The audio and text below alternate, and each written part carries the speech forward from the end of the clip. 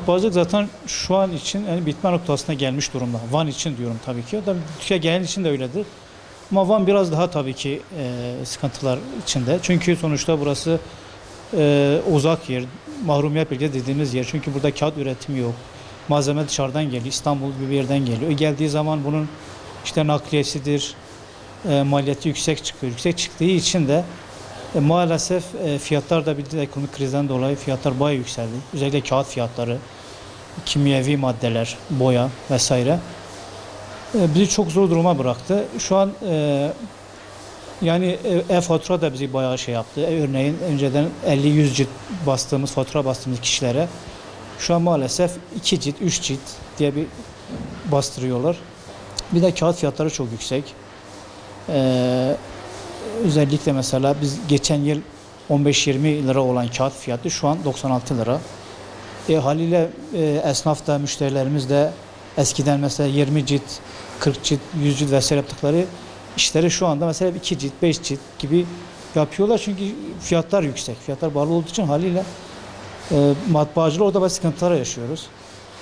Van'da da matbaa sektörü açıkçası tek başına ayakta duracak gibi değil. Bu işi yapanlar da açıkçası onun yanında farklı işlere girmek zorundalar. Çünkü matbaa tek başına maalesef sürdürülebilirlikte bir olay değil. Yani kazancı yok. Bir şey kazandırmıyor. İşçi maliyeti, kiradır vesaire. Eskiden zaten ihale teklif veriyorlardı Van'daki matbaacılara. Haliyle her matbaa kendi fiyatını veriyordu ve buradaki matbaa da kalıyordu. Herhangi birisinden kalıyor. Sıkıntı değil. Hangisinden olması önemli değil. Sonuçta o para Van'da kalıyordu. Ama son dönemlerde bu ihale internet üzerinde yapıldığı için bu İstanbul firması da giriyor, İzmir firması da giriyor, Ankara firması da giriyor.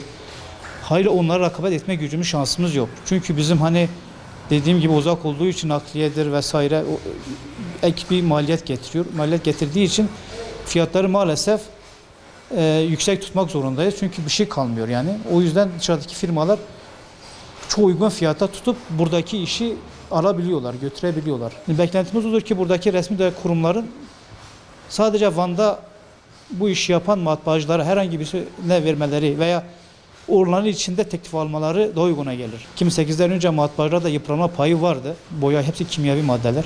Burada soluduğumuz kimyevi bir hava var. Yıpranma payı getirilmesini talep ediyoruz.